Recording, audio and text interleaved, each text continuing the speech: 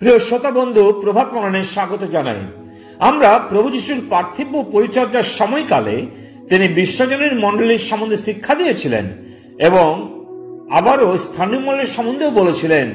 সেই বিষয়ে শাস্ত্র থেকে, পবিত্র বাইবেল থেকে দেখেছিলাম যে জগৎ সৃষ্টির পূর্বে খ্রিস্টে আমরা যারা খ্রিস্টে মনোনীত, যার মধ্যে বিশ্বের সমস্ত বিশ্বাসীরা রয়েছে, যাদের আমরা দেখিনি ও জানিও না, অর্থাৎ তাহারা অদৃশ্য বিশ্বজনীন মণ্ডলীতে যুক্ত হয়েছেন।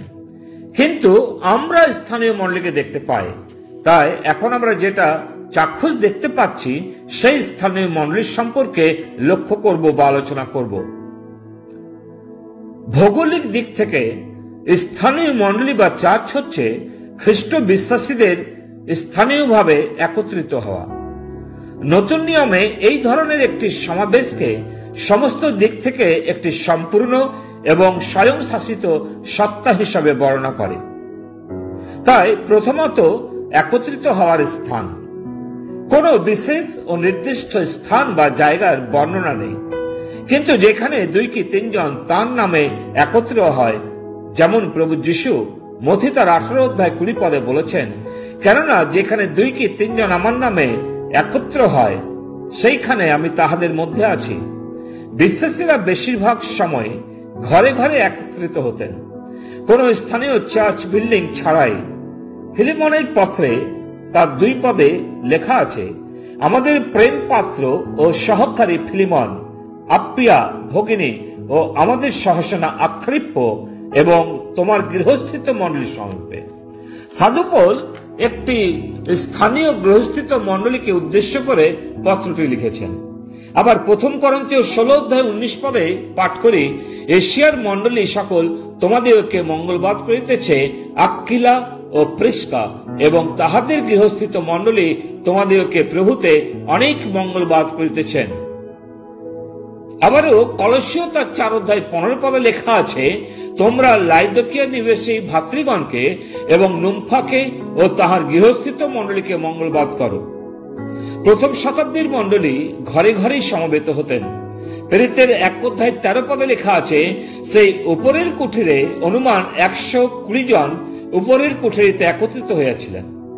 জেরুসালেমের মরিয়ম, লুদিয়া, নুম্ফা, প্রিস্কা এবং আক্কিলা, ফিলিমন এবং আপ্পিয়া এদের বাড়িতেও স্থানীয় মণ্ডলী একত্রিত হতেন।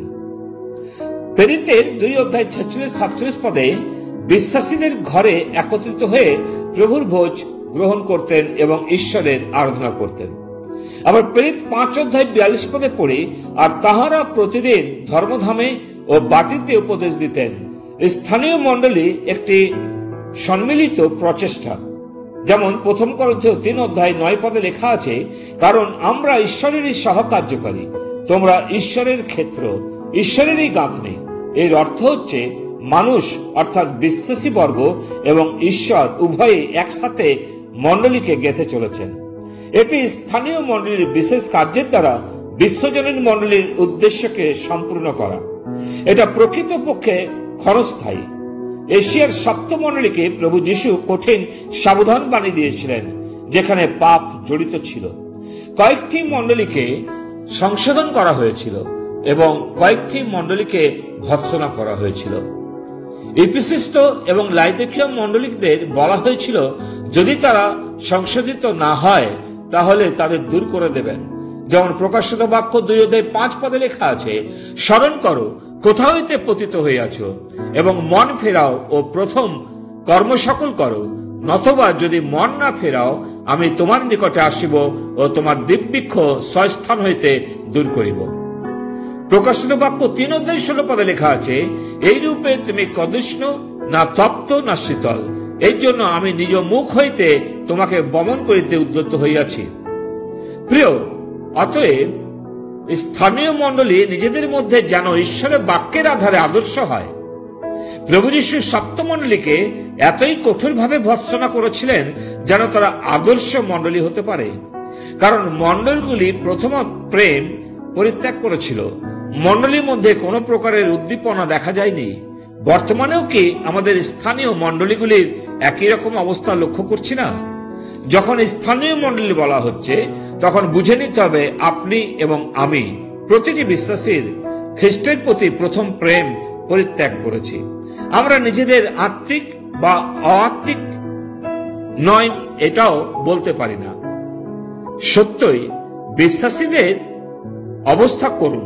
অতএব প্রিয়, আসুন আমরা নিজেদেরকে ঈশ্বরের সম্মুখে নিয়ে আসি, জীবনের পাপগুলি ত্যাগ করি এবং পবিত্র হই ও অপরকেও পবিত্রতায় পৌঁছাতে সাহায্য করি এবং স্থানীয় মণ্ডলীতে আদর্শ জীবন যাপন করি।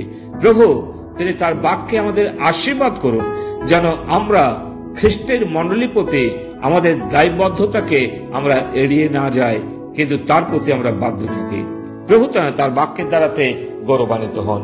পিতা ঈশ্বর, তোমাকে ধন্যবাদ দিই যে প্রভু যীশু খ্রিস্টের যে দেহ, সেই দেহে তুমি আমাদের সংযুক্ত করেছো, অর্থাৎ মণ্ডলীতে আমাদের তুমি সংযুক্ত করে দিয়েছো। এ তোমার বড় করুণা, তোমার অনুগ্রহ, তাই তোমাকে ধন্যবাদ দিই।